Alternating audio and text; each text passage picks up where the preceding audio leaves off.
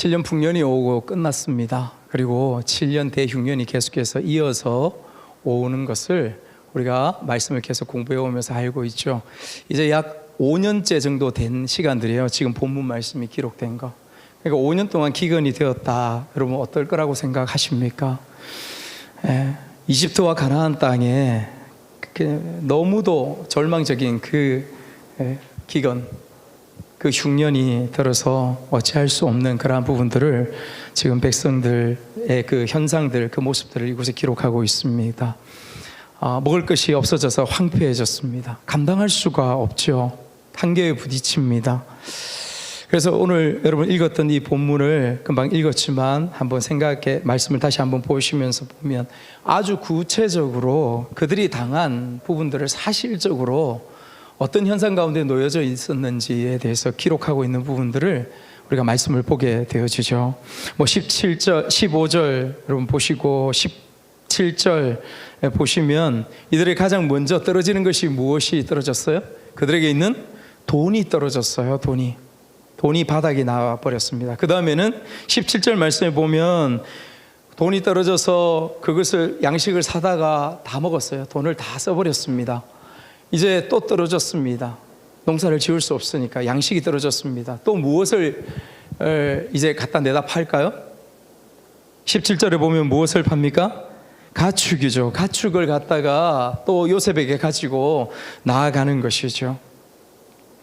그래서 이제 그렇게 하고도 또 떨어져 버렸어요. 뒤에 읽어보면 뒷부분에 보면 19절에 보면 토지와 하나 남은 몸뚱이마저도 이제 바칠 수밖에 없는, 그러니까 지금 이 애국 사람들과 가나안 사람들이 당한 현실이 무엇이냐면 영적으로 육적으로 연쇄적인 파산 가운데에 진짜 극심한 파산 상태 가운데에 있는 것을 우리가 이 말씀을 통해서 보게 되는 것이죠. 여러분 본문을 읽다가 이 본문을 여러분 읽으면서 여러분들은 어떤 마음과 어떤 기분이 들으셨는지 모르겠어요. 저는 이 말씀 읽으면서 그냥 말씀 자체로만 읽으면 요셉한테 시험이 될 수 있는 그러한 본문의 말씀이 바로 이 말씀이 아닐까 싶어요. 여러분 우리가 요셉의 이 본문 말씀만 딱 보면 요셉이 생각할 때 요셉도 어쩔 수 없는 없이 그 당시의 군왕들처럼 그렇게 다른 가난한 백성들의 것들을 착복하고 착취하고 그렇게 별반 다를 바 없는 그러한 위치 가운데 있는 사람인가? 그도 변질되는가? 그도 그렇게 타락하는가? 폭군들처럼? 여러분 왜냐하면 백성들의 그 굶주리고 힘든 모든 부분들을 어떻게 해요? 다 가지고 와서 처음에는 돈도, 그 다음에 그들이 가지고 있는 가축도, 그 다음에 마지막 남아있는 땅과 그들의 몸뚱이, 여러분 몸을 팔면 어떻게 되어져요? 종이 되는 거죠. 노예가 되는 거죠. 그런 부분들까지 지금 요구하고 있는 부분, 이런 부분들을 바라보면서 요셉이 과연 약 2000년이 지난 후에 오실 메시아 예수 그리스도를 표징하고 상징하는 부분으로 될 수가 있는가? 그 그림자라고 할 수 있는가? 여러분 그런 마음들이 들어지지 않습니까? 그런데 우리 중간에 이 부분들이 어떤 실제적인 내용 가운데 있는지에 대한 부분들을 힌트를 찾을 수 있는 말씀이 있어요. 25절 말씀을 한번 보도록 하겠습니다. 여러분 성경 25절 말씀을 같이 한번 읽도록 하겠습니다. 시작. 그들이 이르되 주께서 우리를 살리셨사오니 우리가 주께 은혜를 입고 바로의 종이 되겠나이다. 주께서 우리를 살리셨사오니, 주께서 우리를 살리셨사오니, 우리에게 생명을 주었다는 거죠. 죽지 않게 내 자식과 내 부모를 죽지 않도록 했다라는 것이죠. 우리가 주께 은혜를 입었다라고 이야기합니다. 여기서 주는 예수 그리스도가 아닙니다. 하나님이 아닙니다. 여기서 주는 누구일까요? 요셉이에요. 요셉. 이 백성들이, 이 굶주린 백성들이 나와서 고백하는 것이 주께서, 그래서 우리를 살리셨고 우리가 은혜를 입었다. 은혜와 감사의 고백을 하는 거예요. 생명의 빚짐의 그 모습들을, 그 현상을 이 백성들이 나와서 요셉에게 고백하는 말씀을 보면 이 전체적으로 읽었던 말씀 가운데 요셉이 취했던 행동들이 그냥 처음에 시험이 들 만큼 요셉도 똑같은 사람일 수밖에 없을까라고 하는 부분에 대해서 우리가 한번 물음표를 던지고 과연 무엇이었을까 의문을 가지고 찾아갈 수 있는 것이죠. 여러분, 그도 그럴 것이요. 우리가 말씀을 읽으면서 여러분들이 많이 배워왔습니다. 뭘 배워왔냐면 성경을 읽을 때는 진짜 중요한 것이 있는데, 지금 이 성경이 지금 창세기 이 말씀이 기록되었을 때가 언제예요? 추측해 보시죠. 시간이 어느 정도, 지금부터 어느 정도 과거일까요, 여러분? 4,000년, 시간은 4,000년 정도 되어져요. 시간은. 그런데 이 성경이 기록된 것은 3,500년 정도 되어지죠. 모세가 기록될 때 3,500년 전에 기록된 이 말씀, 그 당시의 시간과 문화와 그 당시의 상황들이 있지 않았겠습니까? 자본주의 세상 가운데 푹 잠겨서 살아가는 오늘의 우리가 이 말씀 그대로를, 당시를 이해하지 않고 만약에 읽는다라고 하면 우리는 엄청난 오해와 엄청난 시험 가운데 빠질 수밖에 없다는 것을 알게 되죠. 여러분, 오늘날 생각에 근친혼, 근친 간에 결혼하는 거, 이복 누이들 간에, 아브라함도 마찬가지고 결혼했던 거 누가 이해할 수 있어요? 사촌들 간에 결혼하는 거, 수치혼 여러분 기억나십니까? 수치혼이 아니라 취수혼 기억나세요? 형이 죽으면 동생이 그 대를 잇기 위해서 형수와 다시 결혼해서 사는 이런 부분들, 고대 우리나라도 그런 부분들이 있었죠. 이해할 수 없는 것이죠. 그 당시의 문화와 상황들로 이해해야 바로 이해할 수 있죠. 여러분, 여기에서 바울이, 우리가 25절 24절 말씀을 보면 땅을 가지고 와요. 거기에 너희들은 5분의 수확의 4를 취하고 5분의 1은 바로에게 바쳐라, 이렇게 하는 것이 나요. 우리가 이 말씀을 그냥 읽으면, 야, 땅까지 가고 몸도 바쳐서 농사 짓고 하는데, 와, 5분의 1이나 바쳐? 이런 생각을 할 수 있는 거죠. 그런데 여러분, 이 당시에 고대 근동의 그 나라들의 역사책에 기록되어 있는 부분들을 보면, 여러분 제가 한번 찾아봤거든요. 나와 있어요, 다행히. 그래서 보니까 당시 바빌로니아의 시대에 그 정부에서 씨앗을 빌려주죠. 그 씨앗의 대가로 빌려준 씨앗의 50%를 다시 받습니다. 50% 적습니까? 많습니까? 많죠. 굉장히 50%를 다시 대받는 거예요. 우리나라도 못지 않아요. 여러분, 우리나라 역사들을 한번 제가 두드려 보니까 고구려 시대의 고구려 말에 백성들이 엄청나게 수탈을 당하고 힘들어졌죠. 여러분, 그때 자그마치 지주가 소장령에게 논을 빌려주고 땅을 빌려주고 농사를 짓고 얼마를 착복하고 얼마를 그들로 하여금 먹고 살게 할까요? 70%를 주인이 받고 30%를 너희 소장령들이 먹고 살아야 되는 그러한 가운데에 지금 나아간 것을 우리의 역사 가운데도 보는 것이죠. 그렇죠? 그래서 실제 고려 말 시대에는 많은 사람들이 굶어서 죽었다라는 부분들을 기록을 볼 수 있습니다. 여러분, 20%를 세금으로 받고 80%를 쓴다. 적은 부분들은 아니죠.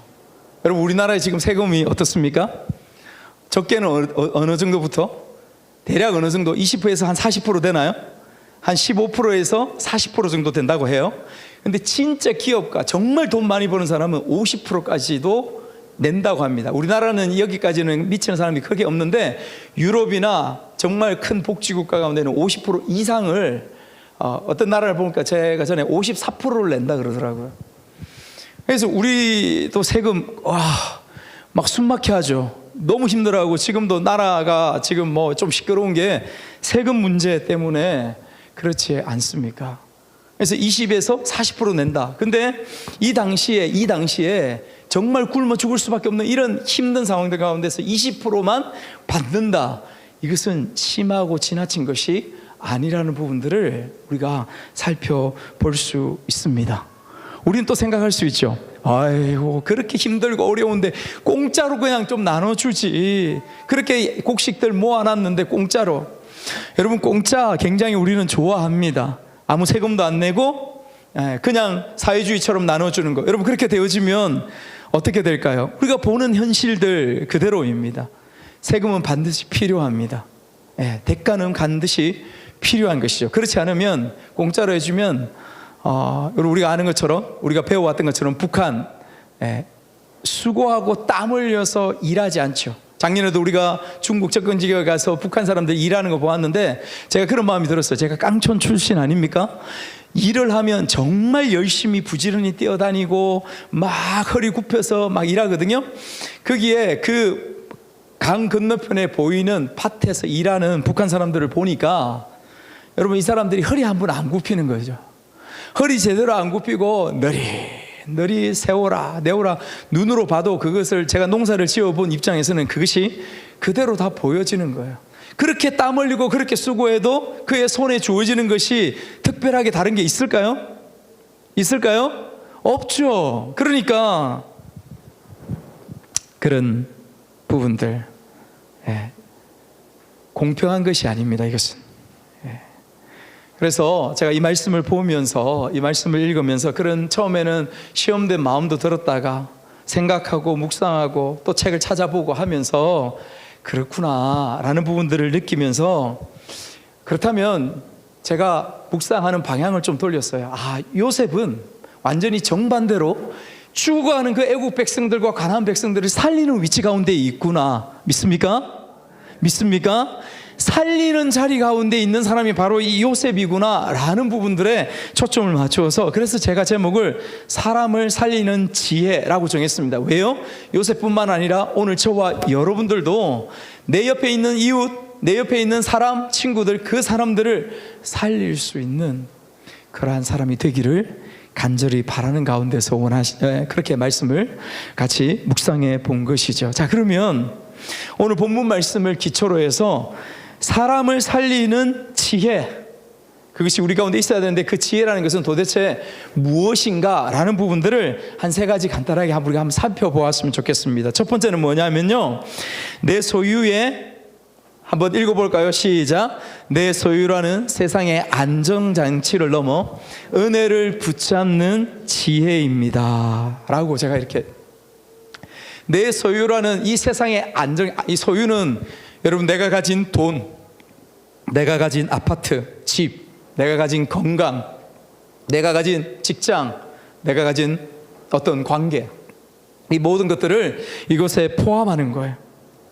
오늘 말씀에 애국 백성들은 여러분, 돈과 가축이라는 내 소유가 완전히 바닥나고 완전한 nothing의 자리에 서게 되었을 때에 이 애국 백성들이 어떤 행동을 취하는지를 우리가 말씀을 통해 볼 수 있습니다. 요셉에게 나와서 손을 드는 것이죠. 우리 19절 말씀 한번 읽어볼까요? 마지막 19절 말씀, 19절 같이 한번 읽겠습니다. 시작. 우리가 어찌 우리의 토지와 함께 주의 목전에 죽으리이까? 우리 몸과 우리 토지를 먹을 것을 주고 사소서. 우리가 토지와 함께 바로의 종이 되리니 우리에게 종자를 주시면 우리가 살고 죽지 아니하며 토지도 황폐하게 되지 아니하리이다. 우리의 토지, 우리의 몸, 우리의 마지막 남아있는 것, 내 땅, 그리고 내 몸까지도 바로에게 드려서, 당신에게 드려서 농사를 지어서 우리로 하여금 굶어 죽지 않게 하십시오. 이게 무슨 말이냐? 우리로 지금 이야기하면 내 통장에, 여러분이 가지고 있는 통장이 제로가 되는 것을 이야기하는 거예요. 내 힘으로 버틸 수 있는 이 세상에 주어진 안정장치가 없다는 것이죠. 그런데 여러분 잘 보십시오. 지금 이 말씀에서 저는 그렇게 묵상합니다. 이 애국 사람들이, 애국 사람들이 그들이 가지고 있던 돈, 그들이 가지고 있던 가축, 그들이 가지고 있던 집, 그들이 가지고 있던 재산, 건강, 이것들을 다 가지고 있을 때에는 바로 앞에 혹은 요셉 앞에, 그래도 그것도 이방인 총리, 우습게 여길 수 있는 그 사람 앞에 나아갈 수 있는 그런 마음들이 전혀 없었다라고 하는 것을 말씀해 주는 거예요. 어떨 때 나아갈 수 있었어요? 그들 가운데 nothing 되었을 때에, 그들 가운데 가진 것이 무가 되었을 때에 여러분, 그들은 나아갈 수 있었습니다. 무엇을 이야기할까요? 이 땅 가운데에서 우리는, 여러분 한번 생각해 보십시오. 여러분, 우리 자신을 생각해 보는 거예요. 우리 하나님 믿고 주님 앞에 신앙생활 하지만 우리 가운데, 우리 통장에 nothing 되어 있어요. 잔고가 없어요. 직장도 위태합니다. 건강도 어려워집니다. 여러분, 그때에 우리의 마음은 실제로 엄청난 불안과 걱정과 염려 가운데 놓여지는 것이 사실인 것이죠. 이게 현실입니다. 이것을 내가 소유했을 때, 반대로 그것을 소유했을 때 우리는 불패하죠. 걱정 안 합니다. 염려 안 합니다. 옆에 사람들이 아무리 고통스럽고 힘들어해도 나는 마음에 안정감이 있습니다. 소유 불패. 내가 가지고 있으면 결코 망하지 않는다, 결코 힘들지 않는 소유 신화를 말합니다. 그런데 오늘 이 본문에서 애국 백성들과 가나안 백성들을 우리에게 보여주는 것은 그 소유의 신화로 생명을 얻을 수 없다라는 것을 말씀해 주고 있는 것이죠. 여러분, 백성들은 자신의 토지와 몸을 바로에게 바치고 종이 되는 비극을 맞이한 것 같지만 그들의 고백은 전혀 달랐어요. 우리가 아까 읽었던 것처럼 25절에 주께서 우리를 살리셨사오니 우리가 주께 은혜를 입고 바로의 종이 되겠습니다. 우리가 기꺼이 주님께 은혜를 입었습니다. 우리를 살리셨습니다. 모든 것을 잃어버린 그 정점에서 비로소 나를 살리시는 이의 그 은혜를 생각하고 볼 수 있는 마음과 눈이 되어졌다는 것. 여러분, 이 애굽과 가나안 백성뿐만 아니라 저와 여러분들도 우리의 지금 일상 가운데서 얼마나 많이 만나고 경험하는 부분들입니까? 여러분, 누가복음의 탕자의 비유를 아시죠? 탕자. 여러분, 이 탕자의 모습을 보면 아버지의 재산 분깃을 미리 먼저 받고 그는 나가고 싶었어요. 아버지의 곁을 떠나고 싶었고요. 그래서 나아갔습니다. 모든 재산을 가지고 나아가서 긴 시간 동안을 그 많은 재산들을 다 탕진했습니다. 다 써버렸어요. 그리고 나서 어느 지경에 기근이 찾아오고 풍요의 시간들이 찾아오고 그의 인생에 심각한 기근의 상황이 닥쳐왔습니다. 낫승의 자리가 찾아온 것이죠. 그때에 여러분, 이 탕자가 그 절망의 시간, 죽음의 시간, 그 시간 가운데에 이 탕자의 마음속에 들었던 생각, 그것은 무엇이었습니까? 내 아버지 집이었습니다. 내 아버지 집에는 양식이 풍족한 품꾼이 얼마나 많은가. 여러분, 무슨 말이냐면 탕자가 그렇게 하고 다니면서 구걸하고 살고 그가 배고파서 누구 한 사람 돼지가 먹는 쥐염 열매를 쥐어줄 수 있는 그런 사람도 한 사람도 없이 길거리에서 그 오물 가운데서 죽어가고 있는 그 상황 가운데서 비로소 이 탕자가 바라보았던 곳은 어디예요? 어디예요? 아버지 집이에요. 아버지 집. 비로소 그 시간 가운데에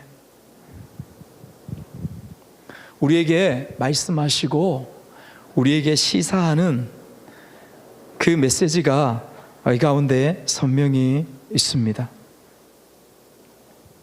아버지의 은혜를 바라볼 수 있는 것, 하나님 아버지를 바라볼 수 있는 우리의 시선, 우리의 마음이, 여러분, 우리가 부유할 때, 우리의 삶이 괜찮을 때, 우리가 웃으면서 지내갈 수 있을 때, 그때 하나님을 바라볼 수 있는 온전한 눈이 되어지면 좋겠는데 이 세상에 그런 사람들은 별로 없어요.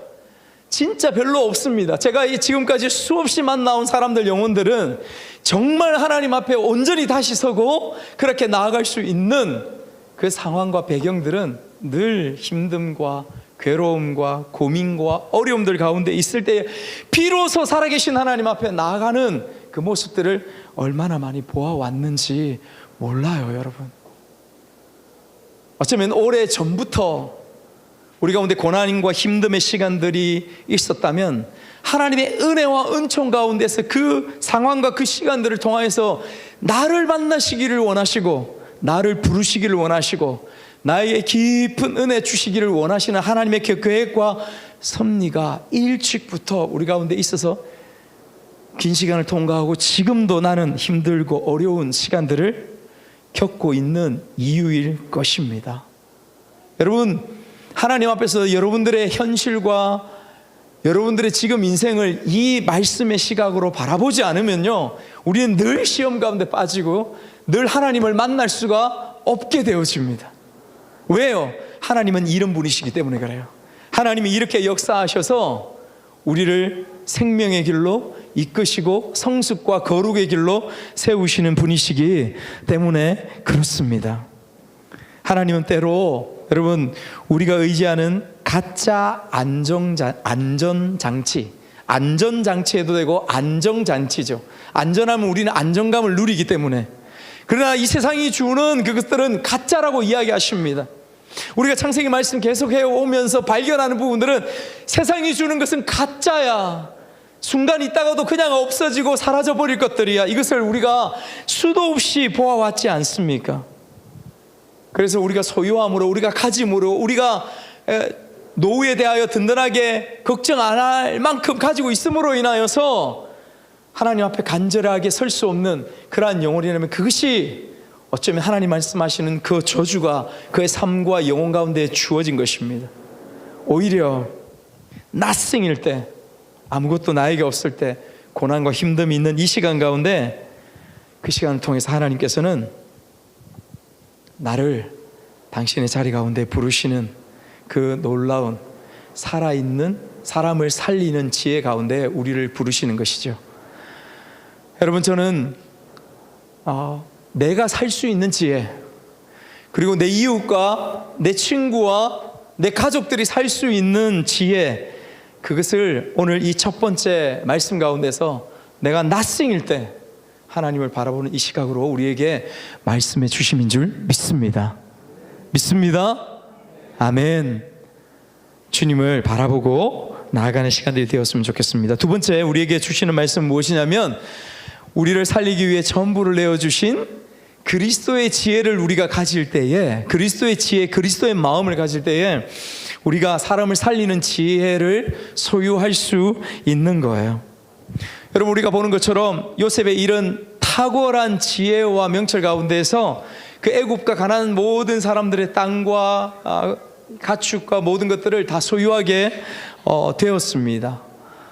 그런데 바로의 입장에서 바라보면 결국은 이러한 상황들이 있었지만은 그 세상의 군왕인 위치에서 바라보면 그 모든 백성들이 가지고 있던 재산, 땅, 이런 부분들이 그 토착 힘이 있는 지주들이 가지고 있음으로써 왕에게 절대적으로 굴복하지 않는 그런 상황들을 우리나라의 역사들 가운데서도 볼 수 있잖아요. 실제로 이 지금 제가 정확하게 기억이 안 나는데 애굽 이 당시에, 그러니까 요셉이 총리하고 있을 시간 가운데서는 왕조가 바뀌었어요.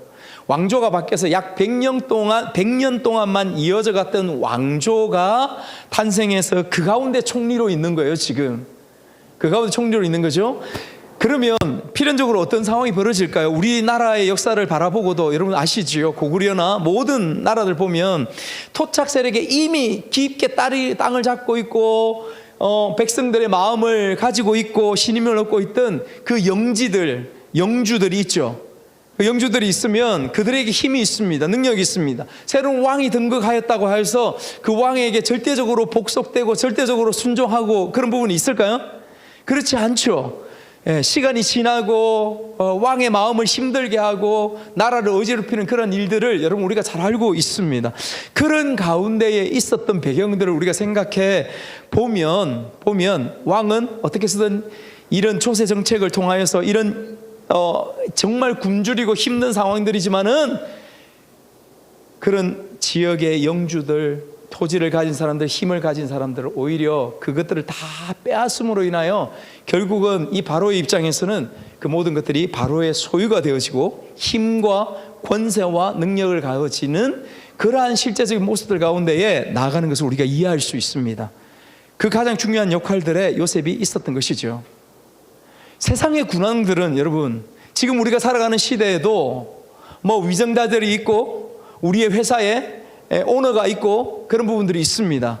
선하고 착하고 그런 분들도 있지만은 결국은 우리가 땀 흘려 일함으로 수고함으로 그 오너들이 우리가 땀 흘려 수고한 그 모든 부분들의 재정이나 수입들을 많이 가는 것은 자본주의의 사실인 거예요. 그렇죠. 그래서 예수님을 믿는다는 것은, 성경이 우리에게 말하는 것은 자본주의가 진리다 말하지 않습니다. 오히려 자본주의 가운데에 굉장히 문제가 되는 요소들이 굉장히 많이 있죠. 반면에 여러분, 예수 그리스도를 한번 생각해 보십시오. 예수 그리스도는 우리에게 어떤 일을 오셔서 행하셨습니까? 예수님이 이 바로와 요셉이 백성들을 섬기기 위해서 했던 부분들은, 특히 요셉이 했던 부분들은 예수님 그 백성들을 살리고 그 백성들을 먹여 살리고 했던 부분들의 섬김이죠. 백성을 살림이죠. 그러나 이것은 어디까지나 그림자예요. 예수님과 똑같이 비교할 수가 없습니다. 예수님은 어떻게 하셨습니까? 예수님은 자기를 드려 온전한 섬김 가운데 나아갔다는 것을 우리가 기억할 수 있기를 소원합니다. 자기를 온전히 드려서 살과 피를 다 쏟고 전부를 우리에게, 우리의 생명을 살리기 위해서, 우리를 구원하기 위해서 예수님이 십자가의 길로 나아갔다는 것. 그래서 요셉은 그림자였지만 예수 그리스도는 실체로서 우리 가운데 온전히 오셔서 그 구원과 살림의 역사를 우리 가운데 허락해 주셨다는 것을 우리가 기억할 필요가 있습니다. 이것이 무엇이냐? 예수 그리스도의 지혜라고 하는 것입니다. 하나님의 지혜라고 하는 것입니다. 믿습니까? 마가복음 10장 45절 말씀 한번 읽을게요. 마가복음 10장 45절 말씀 시작.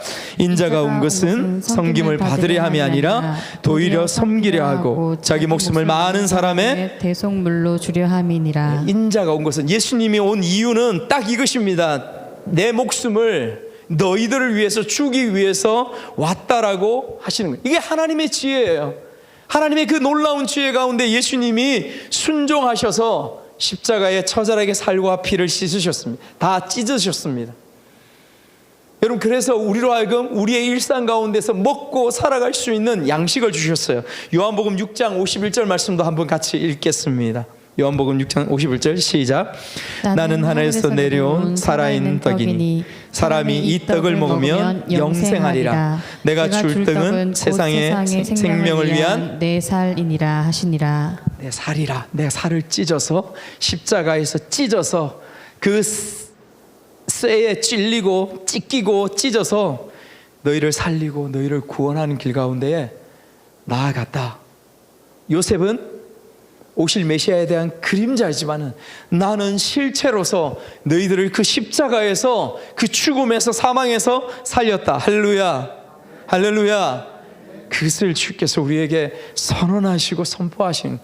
그래서 두 번째, 우리가 나를 살리고 이웃을 살리는 하나님의 지혜, 그 지혜가 무엇이냐? 사람을 살리는 지혜가 무엇이냐? 예수 그리스도의 지혜, 섬김의 지혜. 이 지혜가 저와 여러분들 마음 가운데 충만하기를 축복합니다. 세 번째는요, 한번 볼까요? 시작.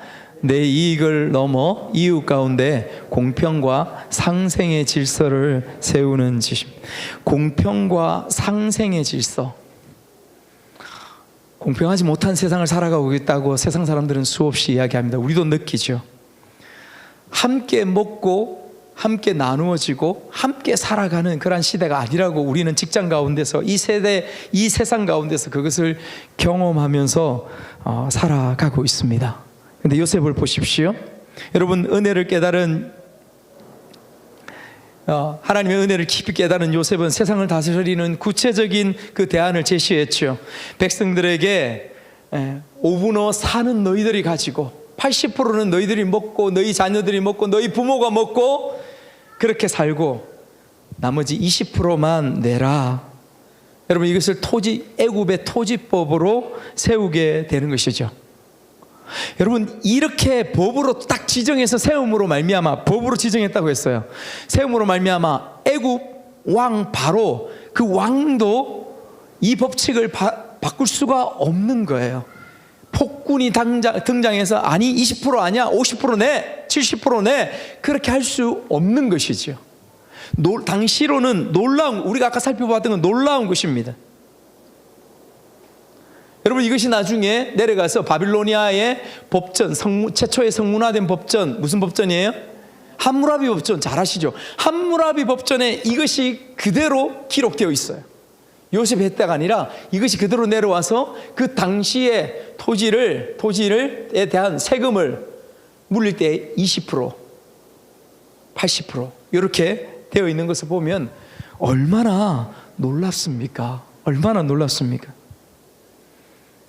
당신의 토착 세력들이 가난한 사람들의 땅을 취하고 이렇게 막 억압하고 폭압을 강하는 그러한 상황들, 그 사람들마저도 오히려 이 법으로 말미암아 그들의 소작인들, 그들을 살리고 먹이고 입히는 그 일들 가운데 나아간 것이죠. 이들 뿐이겠습니까? 이곳에 누구의 형제들이 있습니까? 요셉의 형제들, 야곱의 가족들이 400년 동안이나 이 법칙 가운데서 애굽에서 안전하게 고센 땅 가운데서 민족을 일으키고 확장하면서 그렇게 살 수 있었던 이유가 바로 요셉의 이런 탁월한 하나님의 역사 가운데서 이 탁월한 지혜 가운데 나아갔음을 우리가 볼 수 있는 것이죠. 여러분, 저는 이것을 상생이라는 파격적인 상생의 제도라고 그렇게 이야기하고 싶습니다. 같이 살아가는 것, 요셉만 사는 것이 아니라 그의 가난한 백성들도 살아가는 것을 말씀하고 있는 것이죠. 약자들을 그렇게 살렸습니다.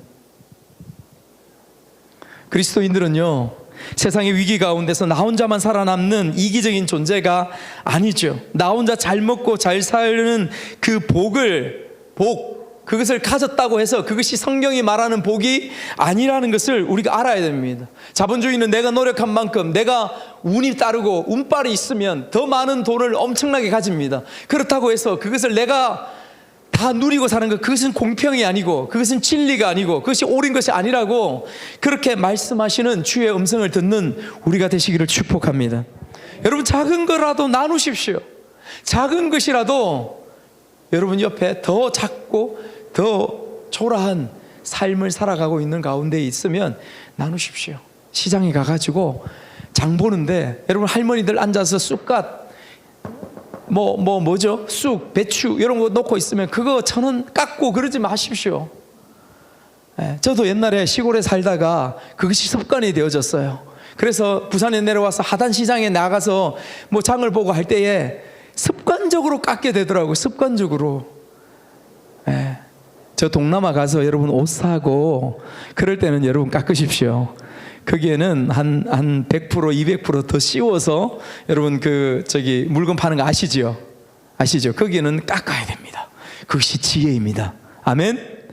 그런데 하단 시장에 가서는 깎지 마십시오. 거기에는 좀 더 여러분 3,000원이라고 하면 5,000원 드리고 8,000원이라고 하면 10,000원 드리고 그냥 그렇게 사오십시오. 여러분, 옛날에 정말 뭉클하고 눈물이 났던 것이 응답하라 1988? 정확히 모르겠어요. 1988, 1974? 하여튼 거기에 보면 그 아버지가 지하에 새 사는 그 아버지가 맨날 집에만 들어오면 새까만 봉지에 뭐 들고 들어와요? 뭘 들고 들어옵니까? 뭘 들고 들어와요? 쑥, 마늘, 이런 거, 오이, 이런 거 길거리에 지나가다가 할머니가 파는 것을 참지를 못하는 거예요. 그러면 그걸 돈을 주고 사요. 그걸 돈을 더 주고 사요. 그리고 술 한잔 먹고 들어와가지고 마누라 하면서 이걸 주면서 하면 이게 또 뭐냐고 열면 어제 또 사왔는데 또 이런. 아이고, 내가 그걸 보고 어떻게 지났죠? 바가지 탁탁 바가지 탁탁 끓이면서 그렇게. 그런데 정작 재밌는 건 뭔지 아세요? 굉장히 감동을 주죠. 그런데 나중에 밥 먹을 때 자기는 그 야채는 먹기 싫어해요. 고기 먹고 꼬막 먹고 그런 부분들 여러분 기억이 납니다. 깎지 마세요. 특히 아주 좋은 데는 가서 깎더라도 시장에서는 상생하는 거죠. 같이. 여러분, 제가 우리가 팬데믹 코로나를 거치지 않았습니까? 여러분, 우리 교회의 이 자리도 여러분들 제가 누차 말씀드렸지만 이 세를 주시는 분들이 제가 그 착한 세입자 이런 부분들이 있지 않습니까? 그때 제가 먼저 연락을 드렸어요. 두 쪽 다. 한쪽 젊은 주인은 그 중에서 우리 내는 것에서 정말 한 30% 정도를 깎아주셨어요. 30, 40%를. 나머지 한 분은 나중에 억지로 조금 깎아주시긴 했는데 얼마나 감사한지. 우리 굉장히 힘들었잖아요. 그런데 그걸로 인하여서 우리가 회복될 수 있어요. 코로나 딱 끝나자마자 제가 연락드렸습니다. 두 분에게. 이제는 우리가 코로나 끝났고 우리가 괜찮으니 원래세로 드리겠습니다. 그러니까 한 주인, 젊은 주인이 그래도 되겠습니까 목사님? 예수 믿는 사람들이 아니에요. 같이 살아가는 거죠. 또 한 가지 제 마음 가운데 기억되는 우리의 실제 우리 공동체 가운데 있었던 이야기가 생각납니다. 여러분 팬데믹 가운데에 우리 신 집사님이 계십니다. 신상임 집사님 계신데 회사에 지금 오너로 계시죠. 신 집사님 그때 직원들을 회사들은 다 잘라가고 있었어요. 왜? 공장이 안 돌아가니까, 일을 할 수가 없으니까 잘라가고 있을 때에 집사님이 선택한 방법은, 제가 들었던 거는 일주일인가 하여튼 일주일 출근하고 일주일 쉬고 하여튼 이런 식으로 번갈아 가면서 직원들이, 그 함께 있던 팬데믹 전에 있었던 직원들이 계속해서 직장을 그만두지 않고 적은 월급이라도 그냥 집으로 방치하거나 떠나보내지 않고 일을 할 수 있도록 그렇게 제도를 만들어서 하셨던 것이 우리 신 집사님이세요. 네. 놀랍지 않습니까? 다른 회사에서 다 잘려가지고 먹을 것이 없어서 얼마나 힘들어하고 있을 때 그렇게 이것이 무엇입니까? 여러분, 같이 사는 거예요. 상생이죠. 또 한 사건이 있었어요, 집사님, 그죠? 한 사고가 일어나서 한 분이 회사에서 돌아가셨어요. 그 오너 되는 원래 원 회사에서는 이 부분들을 법적으로 따져서 손해배상을 할 수 있는 부분들이 아니다. 그가 일하면서 다친 것이 아니라 다른 가운데 휴식하거나 다른 가운데서 다쳤기 때문에 보상하지 않아도 괜찮은 그런 가운데 있었는데, 집사님은 개인의 사비를 들여서 그 가정 가운데, 그 장래 가운데에 엄청난 돈을 그렇게 들여서 그들을 섬겼던 부분들, 저는 아직도 잊을 수가 없습니다. 왜 잊을 수가 없을까요? 제가 수십 년 동안 신앙생활 해오면서 목회 사역하면서 이런 경우들을 많이 보지 못했어요. 다들 그리스도인 오너들이 오히려 월급을 깎고요, 오히려 착복하고 착취하는 그러한 현실과 현상들을 얼마나 많이 보아왔고, 제가 어떤 분한테는 세게 이야기하고 어떤 분에는 돌려서 나무래기도 하고, 제가 그런 거 못 참거든요. 사랑하는 여러분, 서로 우리가 살아가는 이웃들 가운데 내보다 좀 약한 우리 청소년들도 친구들이 있고, 상처받고 힘들어하는 친구들, 그 친구들한테 여러분들이 다가가라고 하나님께서 여러분들의 반에, 여러분들의 옆에 그 친구들을 세워 놓았다고. 다른 친구들한테 손가락질 받고 욕먹고, 근데 나도 똑같이 그렇게 하면 그것이 무슨 그리스도인이야? 그것이 무슨 하나님 믿는 사람이야? 아닌 것이요. 나로 하여금 그를 돌아보고 나아가서 말 한마디로 붙이고 하라고, 함께 살아가자고, 상생하자고. 이것이 하나님께서 우리에게 주시는, 이 세상을 살리는, 사람들을 살리는 그러한 지혜임을 믿습니다. 아멘. 말씀을 마무리합니다. 오늘 우리에게 주신 이 말씀을 통하여서 세 가지를 하나님께서 우리에게 말씀하십니다. 우리에게 낯생이 되어졌을 때, 우리에게 지금 힘듦이 되어졌을 때에, 그때 하나님을 온전히 바라볼 수 있다. 하나님은 때로 그렇게 우리를 인도하신다. 아니요, 때로가 아닙니다. 늘 그러신 것 같아요. 그러지 않으면 하나님을 온전히 바라보고 신뢰할 수 없거든요. 또 두 번째, 우리에게 주시는 지혜를 알아야 될 것은 무엇입니까? 예수 그리스도의 지혜, 하나님 아버지의 그 지혜, 섬김, 낮아짐, 겸손, 그래서 살과 피를 나누어 주신 그 주 예수 그리스도의 지혜 가운데 우리로 하여금 온전히 서라고 하십니다. 마지막에는 같이 살아가자, 같이 살아가라고, 상생하라고, 공평하라고, 우리의 주어진 모든 옆에 있는 사람들 가운데 그것을 행할 때에, 그 마음을 가지고 살아갈 때에 사람들을 살리는 참된 지혜가 요셉처럼, 예수 그리스도처럼 우리 가운데 온전히 주어짐을 말씀하심인 줄 믿습니다. 아멘. 아멘.